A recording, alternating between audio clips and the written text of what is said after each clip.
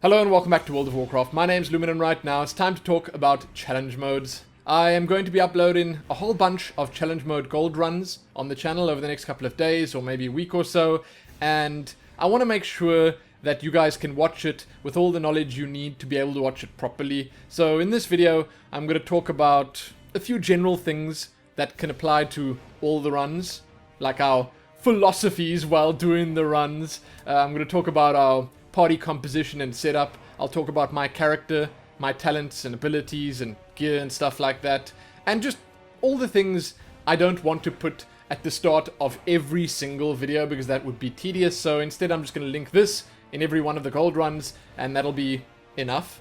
Now I want to start by saying that the challenge mode gold runs that I'm going to be uploading aren't going to be guides. Okay, we're not going to tell you exactly what you need to do at every single point of the run. I'm not going to give you all the information you need to do it perfectly. I'm basically just going to give you an authentic experience of, I would say, an inexperienced group. We got gold on all of them, and one thing we kept saying over and over again, because we had these terrible runs but we still managed to get gold, is that gold is gold. Doesn't matter how you get it. If you beat the timer, if you get that achievement at the end, that's it. You're done. Who cares? So it's going to be messy, okay? We're going to be making a lot of mistakes, but somehow we're going to be beating them on gold. So that's it. Like, I think it's something that may be useful for a lot of people, okay? Because it shows that even a group of unprepared newbies can do it without too much effort. And I think attached to this little discussion that I'm having right now, I should mention that we didn't spend so much time on it. Like, we didn't spend days and days and many hours at a time doing each of these. We did, for the most part, 2 gold runs per night. And I personally didn't do very much research. Okay, and I'll talk about how I sort of eased my way into the challenge modes in just a moment. But I'll tell you as well that, like, we spent about 5 to 10 minutes, maybe 20 minutes at most, before every single run to do a bit of research, to look up what specifically we need to know per dungeon. We didn't go overboard and learn every single boss and every single ability. I mean, we kind of knew them from heroic and mythic runs, but like, we didn't go crazy with our research and stuff like we did in Pandaria. And I think, on the whole, the Warlords ones felt, to me at least, a lot easier than the Pandaria ones. A lot of people will always say, you know, it depends on at what point of the expansion you do it. And I think that obviously doing it now closer to the end of Warlords, it was a little bit easier because of various reasons. There's a certain trinket that makes things a lot easier, but still, like, I do feel, for me at least personally, as someone that's now tanked both the Pandaria ones and the Warlords ones, I thought the Warlords ones were easier, and we definitely spent less time on them, so that's also worth noting. Now, I was actually boosted on my monk. This is my Paladin. I'm going to talk about my Paladin now, but I purchased a challenge mode boost on my monk. I did that because I wasn't sure which character, I'm still not sure which character I'm going to main in Legion, so I wanted the 8 out of 8 gold on both of them because I've already got the 9 out of 9 Pandaria challenge mode golds on both the monk and the Paladin. So I wanted to keep things, let's just say, complete. I wanted to make sure that both characters were up to date with their challenge modes. So I got boosted, and in getting boosted, I got a good look at how to do the runs properly, efficiently, correctly, I suppose.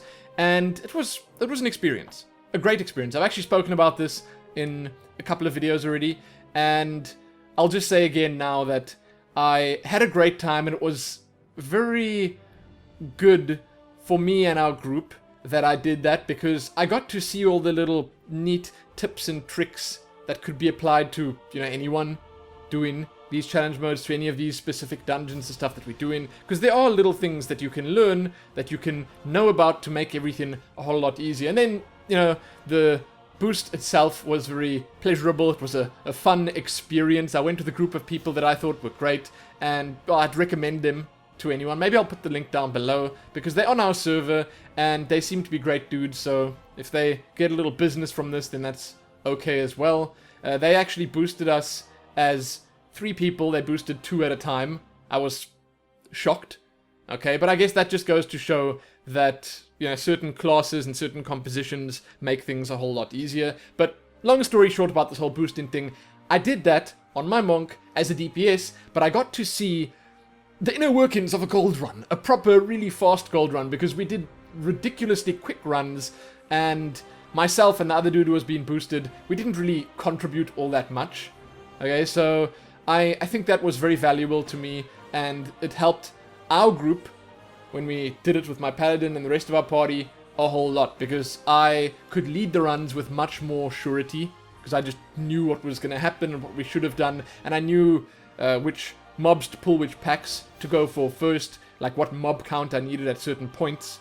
So it was great. It was really, really, really good. Now, in terms of difficulty, I would say we spent the most time on Everbloom. I don't know if it was the hardest. Okay, I don't know if I'd say it was the hardest. It was difficult because there are lots of little tricks and stuff on it that you like gotta know and gotta do to make the run work. And I think because of that, it took us a bit longer. But, I mean, personally, I'd say Everbloom and UBRS. Those were the two hardest ones.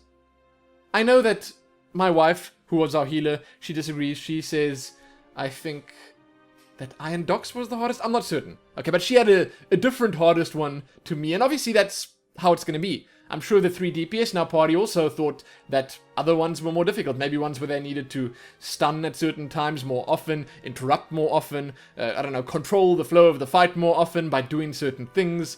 I don't know. Okay, but I thought that Everbloom and UBRS were the hardest, and the rest were pretty much on the level. And I think that Everbloom is the only one that we couldn't fit into, like, I don't want to say a single night, but we did a certain dungeon. I think it was maybe Grimrail Depot, then we started on Everbloom, but we couldn't get Everbloom done in the same night. That's the only night we didn't do 2 in because of Everbloom. So, yeah, that, to me, definitely the hardest. Now, I'm going to talk about our party composition.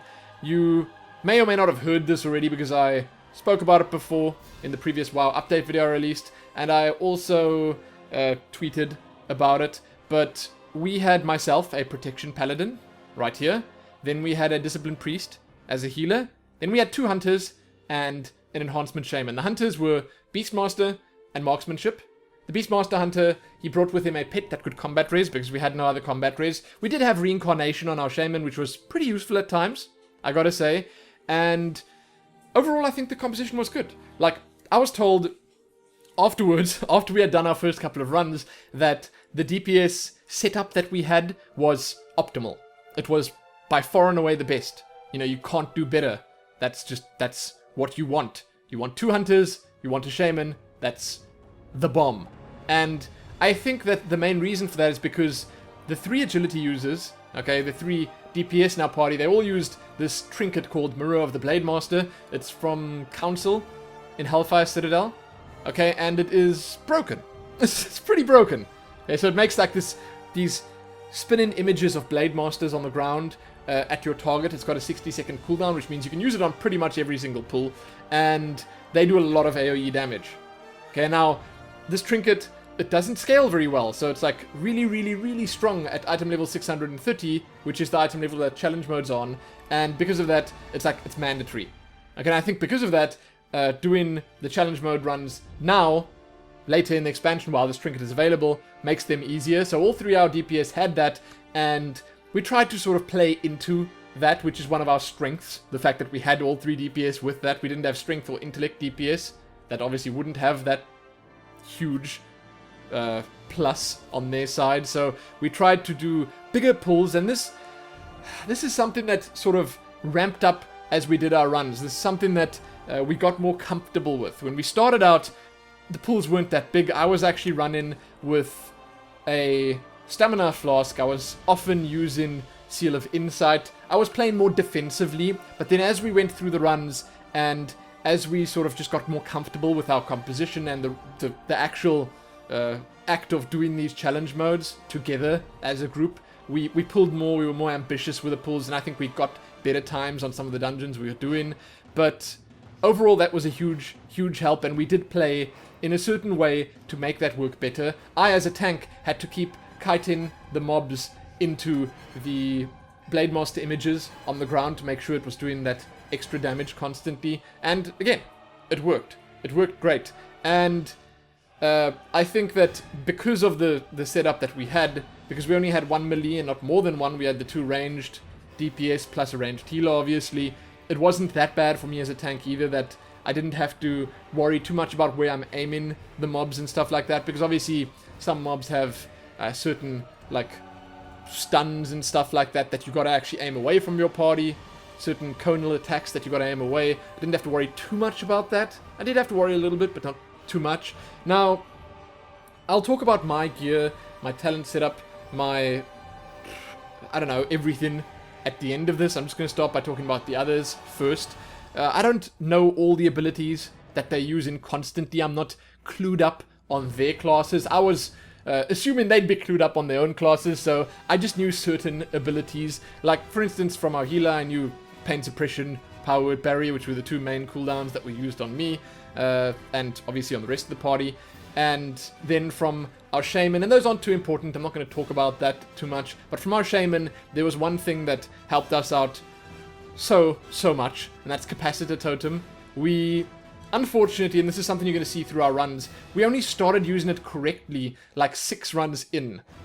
So, like, I think we had like 3 or 4 runs with optimal Capacitor Totem usage, and I'm a little sad about that, because I would have loved to have seen how it would have gone earlier in our runs with more Capacitor Totems. I think that I would have been able to do much better as a tank, because, again, Capacitor Totem, what it does is it, like, stuns a big group of enemies for something like 4 or 5 seconds, I don't know, a bunch of time. And obviously, if enemies are stunned, then they're not attacking you. You don't have to play too defensively. You can go all out on, like, DPS and stuff. Okay, so it's big. Then later on in our runs, he discovered, or I discovered actually, because I went and inspected the enhancement shaman that boosted me. I went and inspected him, looked at his glyphs and his talent choices, but I discovered later on that there was a thing that you could use to reset. I think it's a talent that resets your Capacitor Totem cooldown, then you can use it twice in a row. So when we got to our later runs, we were doing that, and we could pull the entire room and get them all gathered up. Capacitor Totem number 1 goes down, they're stunned. We just DPS, DPS, DPS, throw all those trinkets down, and then as soon as they come out of the stun, Capacitor Totem number 2 goes down. Then, if they're not dead by the end of the second Capacitor Totem, we had Bind-In Shot from the Hunters, which was really important as well, and then I could use some of my abilities, which I'll talk about in just a minute or two, that could slow the enemies and stuff, and then I could kite them around and have them stunned by Bind-In Shot. And that worked out really well. And these are things that we got into. You know, we learned to do properly as time went by and as these runs went by. So our first couple of runs were really, really scrappy, and they didn't. I don't think they looked as good as the later ones. But then, as we went on, it got better and better and better. But yeah, in terms of party composition, apparently we had a good composition. I think the ultimate ideal composition is a Death Knight, a Resto Druid, and then the DPS that we had, which is 2 Hunters and a Shaman. That's it.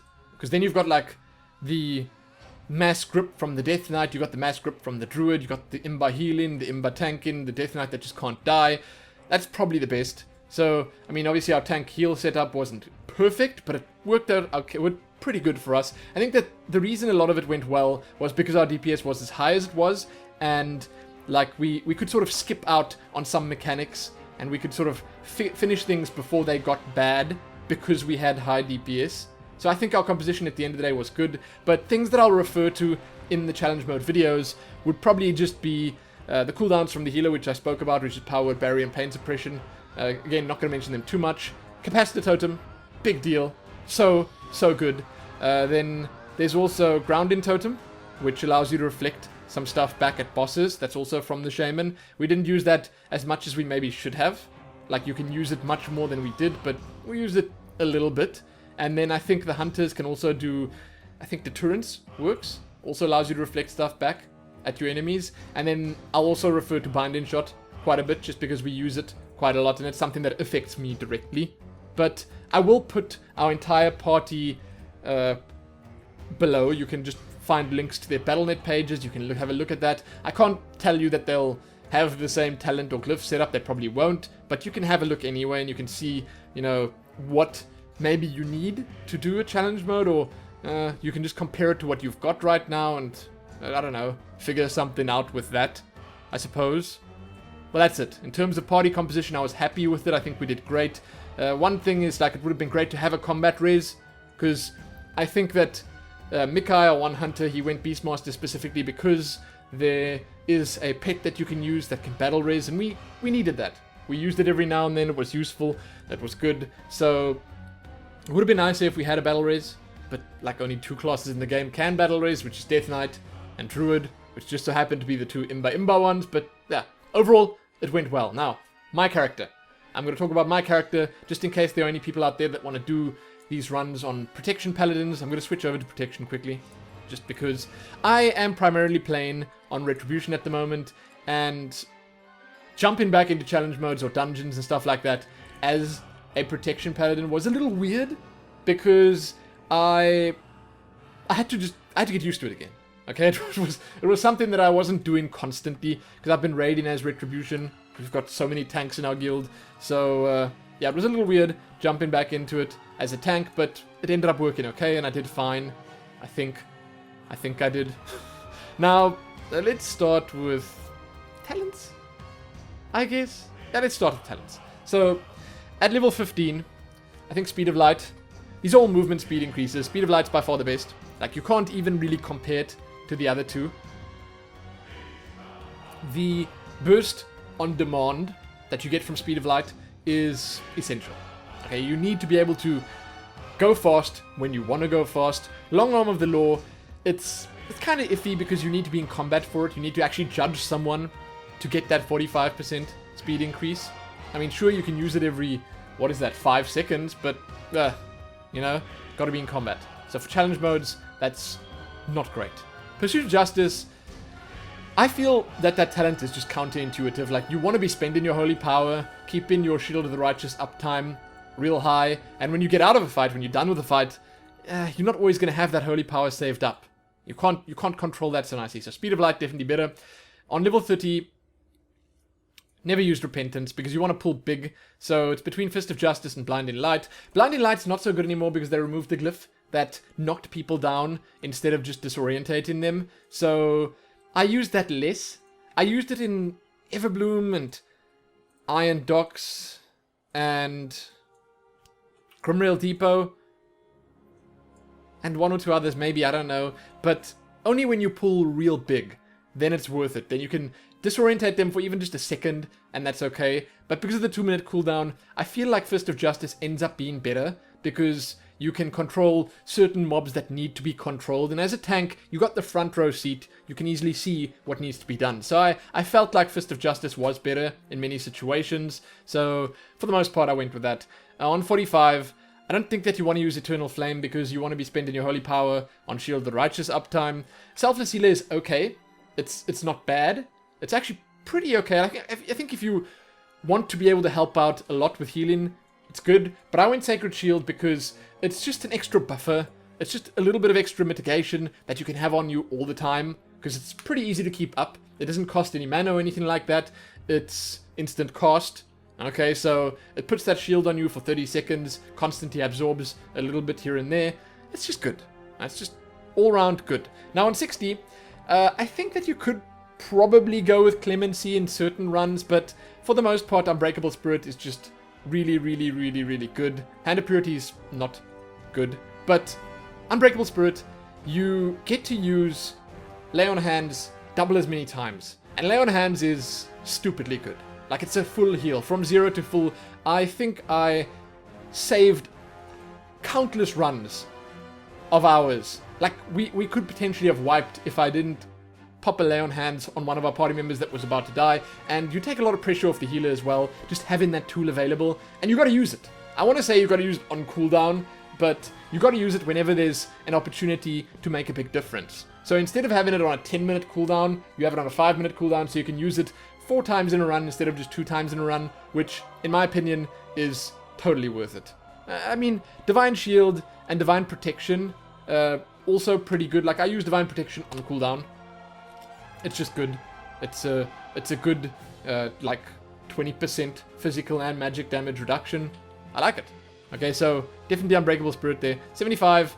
This is where there's some variation, and with Paladin tanking, you can go one of two routes. So the one route will be crazy, insane burst DPS, and then you'll equip a trinket like this maybe, Scabbard of Kianos, and you'll be able to pop your trinket, Holy Avenger, and Seraphim all at the same time, and then you'll just do like crazy damage, probably way more than any of your DPS can do, but it's a little more difficult to do, and I think, I mean, this is now my opinion, you sacrifice a little bit of utility usefulness if you do go with that, because I was personally able to assist a whole lot in all sorts of things.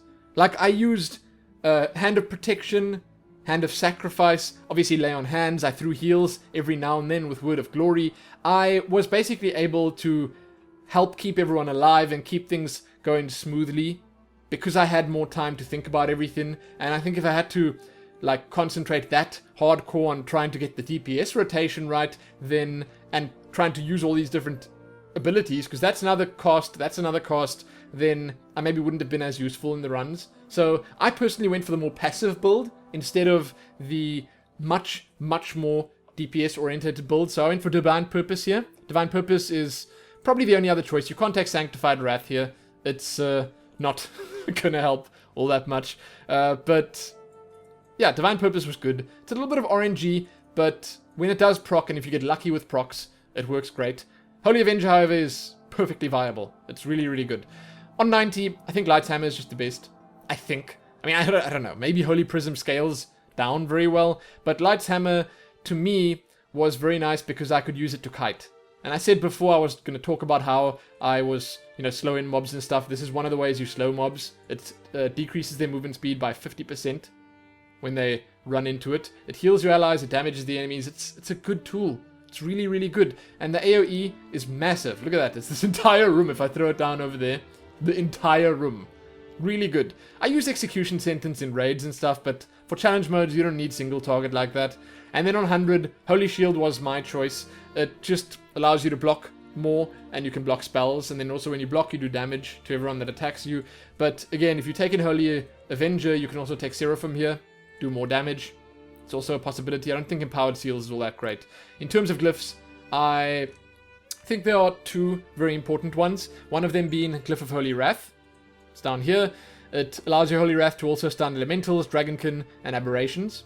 That's very important on Slag Mines and Everbloom, because then you can stun the Fire Elementals and you can stun all the plants in Everbloom. Makes everything so much easier. That was one of my biggest tools, because it by default stuns demons and undead, and in something like, say for instance, Shadow Moon Burial Ground, most of the mobs there are undead. So I could basically take no damage. I could focus much more on doing damage myself, more on outputting DPS than trying to stay alive. It was good, and it's like once every 12 seconds. So combine that with Capacitor Totem, Bind and Shot, got a lot of disable. So I'd say that's probably one of your most important glyphs as a Paladin, along with Glyph of Daze and Shield. I use that as well because, again, your Avenger Shield hits like 4 additional targets along with the first one it hits. It dazes them all, it slows them all, then you can kite quite easily. Also very good. Then my final one, I just use Divine Protection here. When I don't use Holy Wrath, I use Final Wrath, which just makes it much more damaging. Just does 50% additional damage.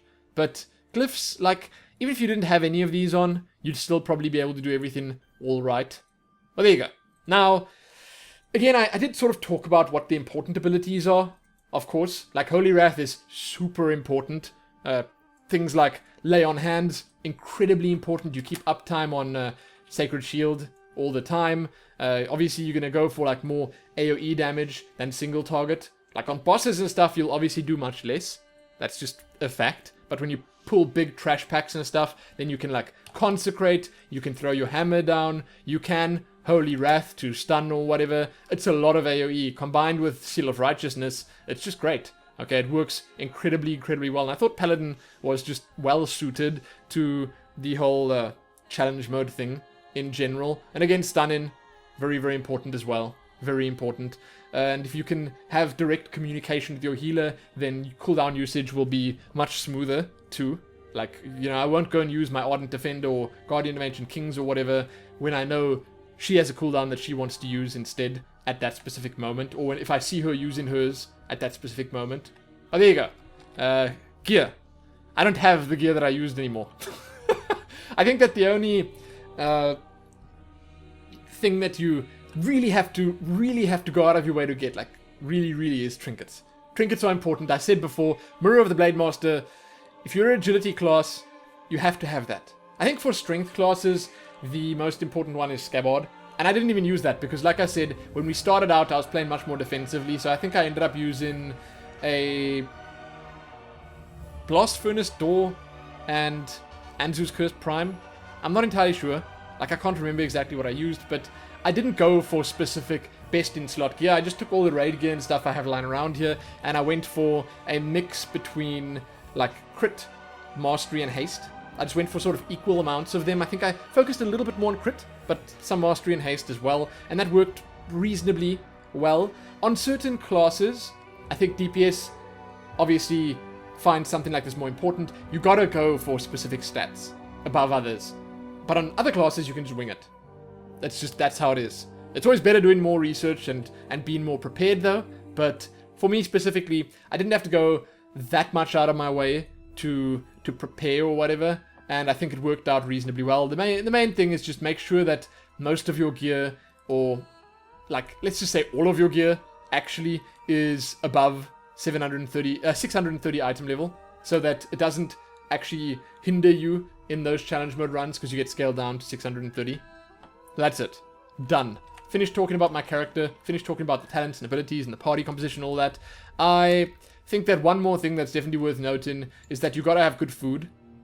Always good food. We had proper food. I used, I don't know, a mix between sleeper sushi and buttered sturgeon, which was haste food, and it worked out reasonably well. And then I said that I started on stamina flasks, I moved on to strength flasks later on, and then pre-pots every single fight. You pre-pot every single fight, you use a potion in the middle of the fight as well, you use it whenever you're going to do a big burst of DPS, you use that potion. I think I went into each run with about 60 of them, and I used most of them by the end of the run.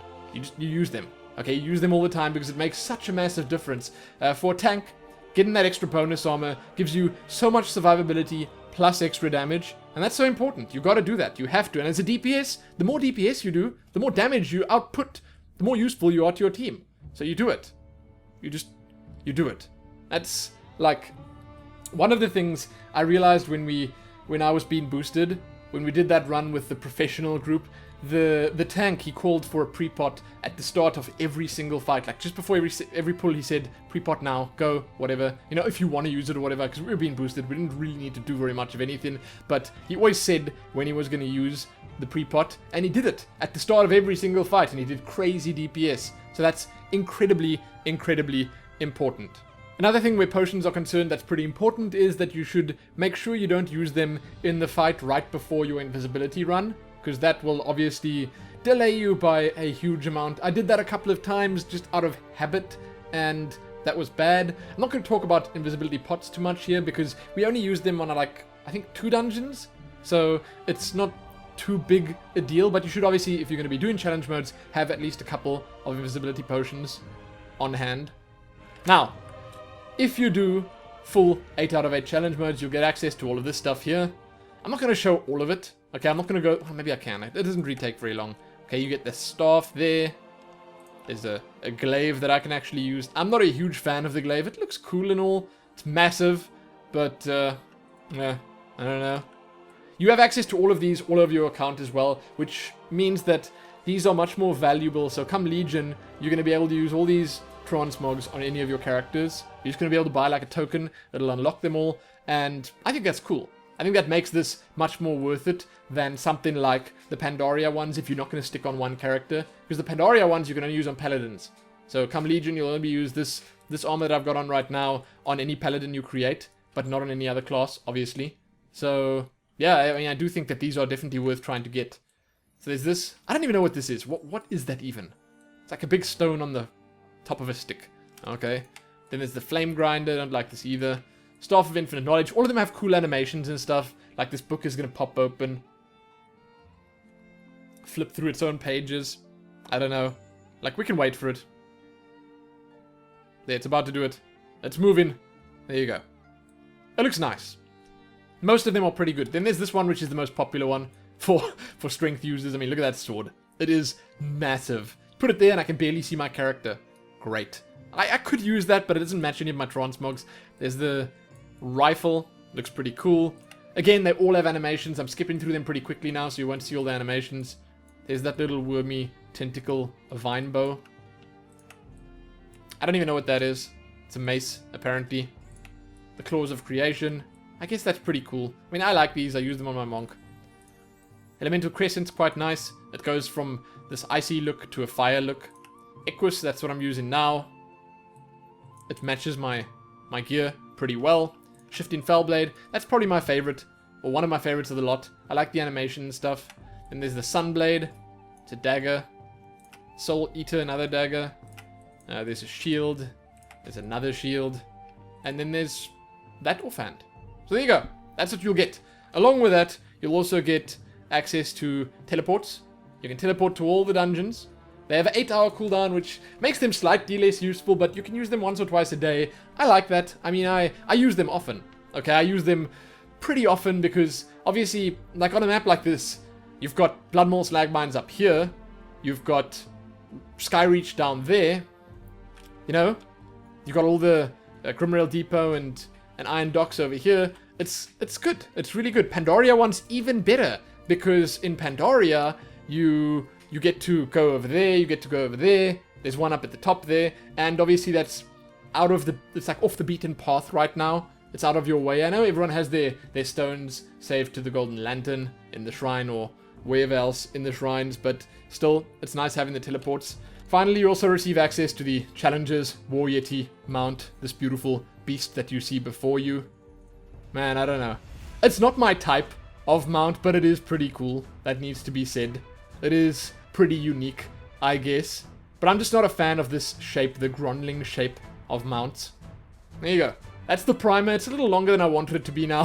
I ended up talking about a few things that I didn't need to talk about. But I just wanted to cover the basics so that you guys know what's up going into those runs so you can watch them and understand what's going on. I, again, don't know all there is to know about my fellow party members' classes and stuff, so you'll probably realize that when I'm doing the commentary on the gold runs themselves. It's not so important. You get it from my perspective, the perspective of a tank, a protection paladin tank, and I guess also the perspective of someone that's not super experienced with it, because again, we didn't take too much time doing them. I think we did it over 4 nights, like 2 weekends or so, maybe 1 extra night on top of that, I don't know. So it wasn't too difficult, but it was great fun. Like, I thought it was really cool. The challenge in it was really nice. I had a blast. I seriously did. And I can't wait to see what Blizzard does with challenge modes, or whatever similar system they're going to put in Legion. I will obviously be doing that when it comes out. Keen. So, hope you guys enjoy the videos that I'm going to be uploading. Hope they help you out, or just entertain you. It doesn't really even matter. They don't need to help you out. And if you want to do this yourself, and you want to know anything from me, please feel free to ask. You can find some links and stuff below that might help you out. But I'm done. Check back here soon for more. Give it a like, share it, and do all your stuff. Most importantly though, happy challenge modes, happy Warlords of Draenor, and happy all the rest. Happy that.